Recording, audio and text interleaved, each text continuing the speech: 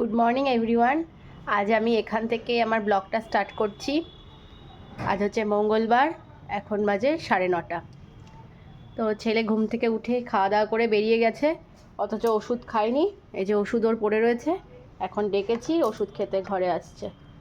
আর খুব ঠান্ডা লেগেছে ওর, এত ঠান্ডা লেগেছে যে রাত্রেবেলা ঠিক করে ঘুমাতেও পারছে না। লাস্টে বাধ্য হয়ে অ্যান্টিবায়োটিক খাওয়াতেই হলো। ওই যে আসছে, এখন ওকে ওষুধটা খাইয়ে দেবো।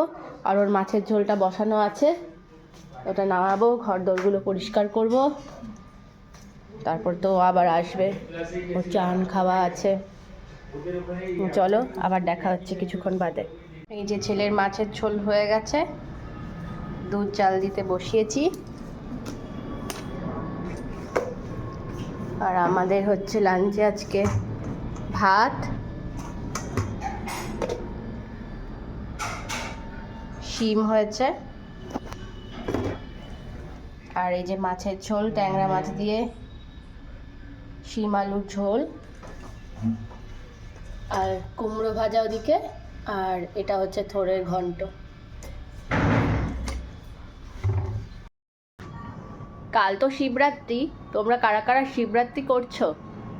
আমার তো ছেলে ছোট, তাই আমি উপোস করতে পারবো না, কিন্তু ওই স্নান করে খাওয়া দাওয়া না করে একবার ঠাকুরকে জল দিয়ে আসবো। আমাদের ঠাকুর ঘরে তো শিব ঠাকুর আছেই, তো ওখানে জল ঢালবো, এই আর কি।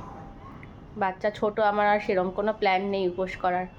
উপোস করলেও বাড়ি থেকে খুব বকাবকি করবে, কারণ আমার যদি শরীর খারাপ হয় ওকে কে দেখবে, সেই জন্য। আর এমনিতেও ওয়েদারটা খারাপ, যার কারণে ছেলেটারও শরীর খারাপ, তোমাদেরকে তো দেখালাম।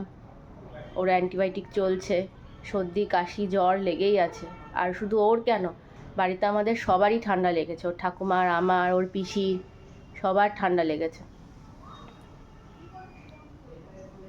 এই সময়টা বাচ্চাদের খুব সাবধানে রাখতে হয়, সাবধানে রাখা হয় ওকে, তাও যে কোথা থেকে ঠান্ডা লেগে গেল, আর কি করব। না, এগুলো ঠাকুরের জন্য কেনা হয়েছে, কিন্তু গুনে গুনে বলো কটা থালা বলো। মা, এতগুলোর পরে এক হয়ে গেল? হ্যাঁ, পারে না, গুনে গুনে বলো। এক হলো, এই যে এক, তারপরে তারপর কি বলো? হ্যাঁ, তারপরে হ্যাঁ, হ্যাঁ, হ্যাঁ, হ্যাঁ, আর এটা হাতেরটা 7। এবার গ্লাসগুলো দাও পরপর। 1, হ্যাঁ, হ্যাঁ, তারপরে হ্যাঁ, তারপরে